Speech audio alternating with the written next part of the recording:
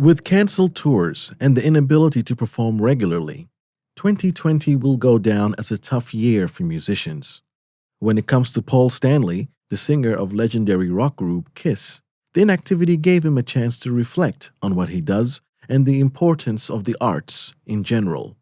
My name is Saeed Saeed, music journalist for The National. In this interview with Stanley, the singer discusses some of the challenges facing the live music industry and how their upcoming Dubai concert in New Year's Eve could set a new standard when it comes to producing safe concerts in the future. I mean, Kiss is essentially the ultimate good time rock band. So, like, do you kind of feel like this is the moment for you guys, the perfect moment to come back? Well, for us, we've always felt that we don't negate the problems that are going on. Certainly, this has been a horrific year. For some people, it's been a minor inconvenience. For some people, it's been devastating. So here we are, finally able to kiss 2020 goodbye. And we also know that there's vaccines on the way. Nobody should, by the way, feel that they have the freedom now to go about their business as though there isn't COVID, because COVID still exists, and until everybody is vaccinated, it's not a safe situation. Having a vaccine in place doesn't solve the problem. Getting vaccinated does. So until then, I urge everybody to be particularly cautious. Matter of fact, in the next hour, I'll be getting another COVID test, because the band is very, very concerned with making sure that we set a good example, and that we make sure that we are safe, that our crew of 500 people putting together this massive, massive show just outside of Atlantis, we want to make sure that we send off this year with a bang. So we have $1 million worth of pyro. We have all the songs that everybody would expect to hear from us, and this is the best way to kick 2020 out and to greet 2021. Because you're right. I mean, the band has been very, very careful in how they kind of worked during this time. I read the really interesting profile about the preparations for this show in Rolling Stone. When it comes to the preparations as well, I mean, because normally before you travel, there's a lot of, I guess, audition. There's a lot of rehearsals and things like that. How did you guys manage to kind of get? Was there rehearsals? Did you kind of like isolate yourselves to get the songs down? Oh well, first of all, we would never ever go play anywhere, do a concert of any size, whether it was two people or 2 million people, without being well prepared as far as rehearsals. So. Rehearsals go on, but we have ongoing COVID tests, and our rehearsal space is locked out and is sterilized and sanitized every day. And everybody is monitored constantly and will be up until the time that we arrive. And then more. We want to make sure that we are healthy, that everybody around us is healthy, and that we get to celebrate without being a threat. The situation with COVID is evolving. So, I mean, every day, brings new challenges and new insights. And creating a show like this requires a lot of planning. At what stage of the year did you decide as a group, yeah, let's go for it. Let's make this happen? We've been in the midst of the End of the Road tour, which is our final tour. And that has been a massive, massive undertaking, because we wanted to make sure that we went out with the ultimate Kiss show. When you see any band or any major act at this point, you're virtually seeing Kiss DNA. You're seeing a Kiss show, because really everything that's done nowadays is based on things that we've done in the past. So the current show that we were out on tour with was really state of the art. So we wanted to make sure that we would be able to have a victory lap with the people who made it possible for us in the first place to exist and to be going for as long as we are. So that being said, we had a great foundation for this Kiss 2020 Goodbye show.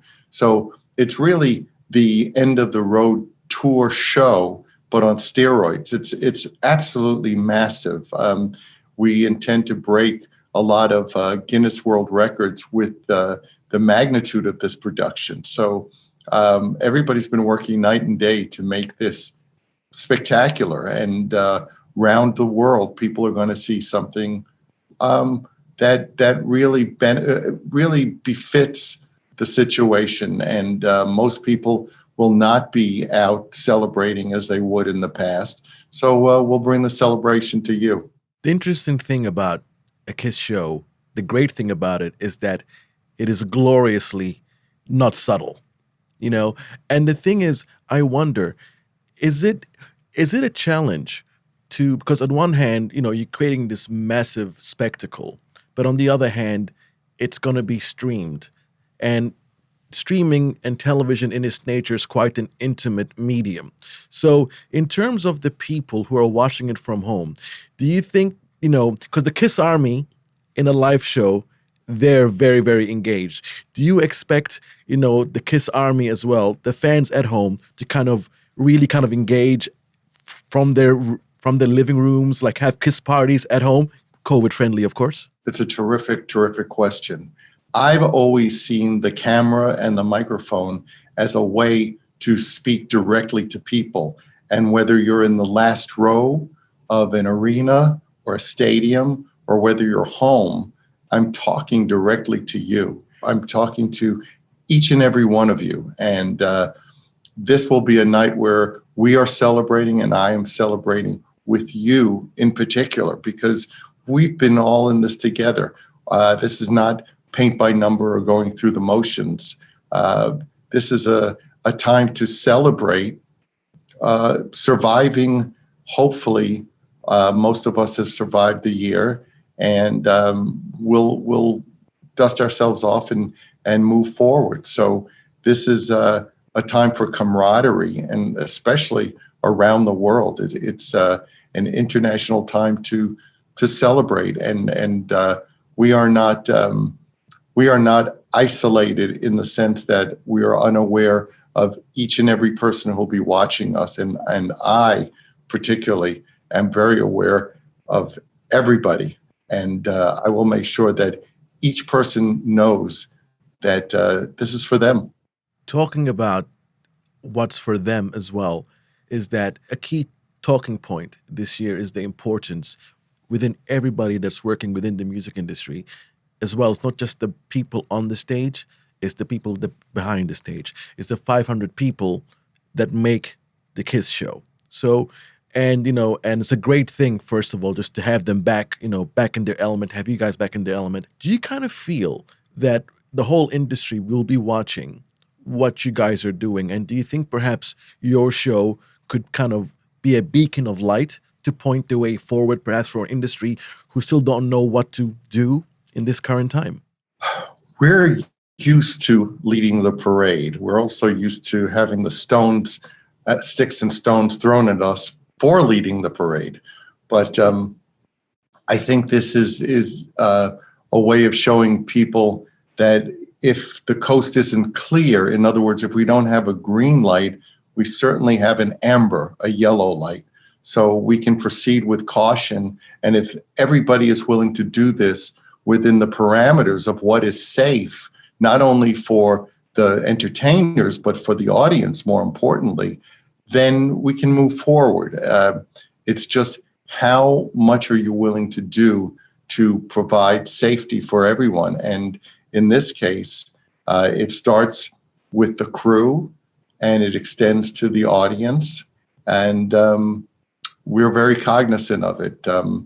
It will be in the next probably half hour that I will have the next swab inserted into my nose, or the blood drawn, to make sure that I maintain my health and that I am not somebody who is in a position to spread this horrible pandemic. So we're well aware, and I think that other acts can use this as a model of what is possible, and that maybe we can start to put our foot back in the water. And in our case, we're putting 8-inch heels into the water. You're coming to Dubai, you're coming to the Middle East. You know, Kiss is a kind of band that essentially done everything. You almost kind of lapped yourself like 10 times over. So you're coming to a new territory. Does it feel weird so deep in your career to be doing things for the first time? I think that the most important thing in your life is that you always find something new. People who scratch everything off their bucket list aren't living, because for everything that you scratch off, you should be adding something.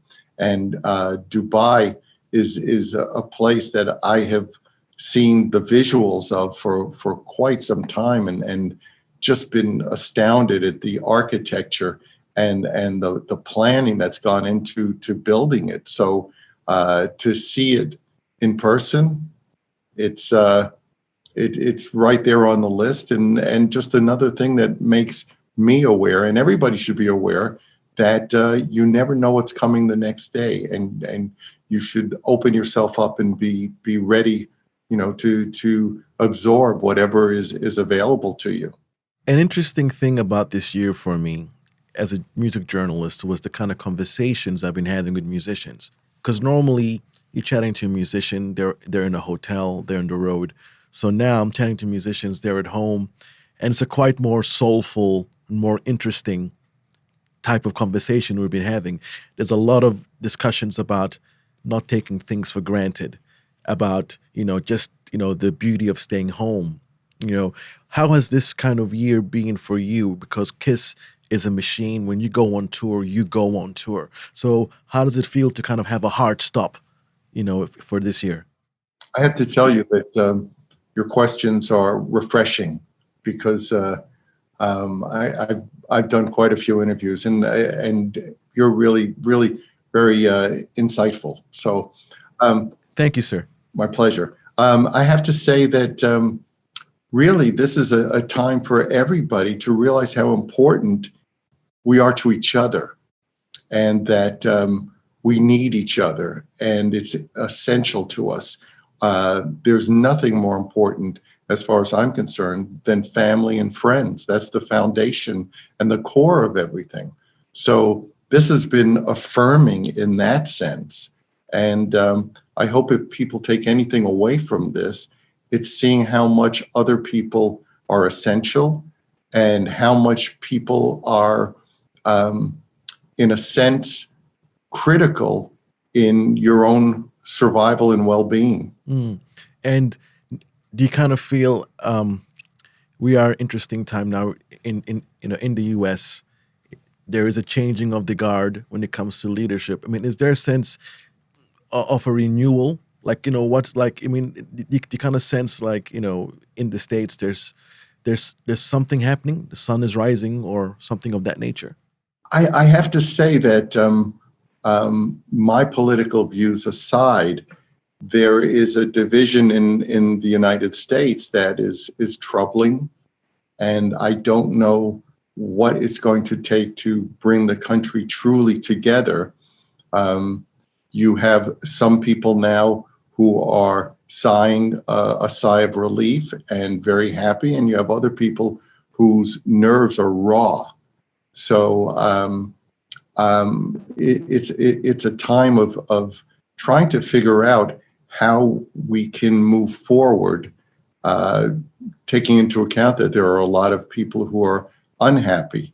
But democracy, I believe, is the foundation of America, and that free elections and elections that go on without interference or any proof of credible widespread interference, that's essential to the country. But again, I think that to only focus on the people who are relieved and celebrating is part of the problem, when you don't take into account the people who aren't happy. I wonder as well, because this is the first year that I'm alive that this is a year where there's no music, there's no art, there's no live entertainment. Do you think, Like part of me kind of feels that the fact that there's a lot of anxiety in the world today, a lot of tension, not just in the US, but everywhere, is because, the fact that there's no outlet that art provides. So, like, do you feel that the industry or just the public perhaps now will really appreciate the value that art in all of its manifestations, from performance to literature to music, there'll be a greater appreciation for it once it goes back to normal? Well, I think everybody has had cabin fever, so to speak. And I've always believed that the arts are essential to us as people and being well-rounded people. I was fortunate enough to grow up in a household where music and going to museums and theater were just part of life. And I think it's important for people to immerse themselves in some sort of art form. And I also think that it's important for people in the arts to welcome them and not intimidate them. It's too easy to scare people off by making them think that they need to have an educated opinion to have an opinion. Going to a museum, you don't have to justify what you like in terms of art. Going to a gallery, you don't need to justify. Same with music, same with food. It should be as simple as good food you swallow, bad food you spit out. And that's a personal taste. It doesn't come down to anybody having to rationalize or justify. So I think that the arts are essential, but it's also important to open the doors and embrace people and tell them, come in. This is something joyous. It's not a test. Paul, I really appreciate you. Thank you so much for your time, and I look forward to seeing you in Dubai sooner than later. Be safe, my friend. Thank you so much for a great interview. Thank you for listening to Recorded. I've been your host, Saeed Saeed. If you like this episode, please subscribe to us on your favorite podcast app or follow us on thenationalnews.com.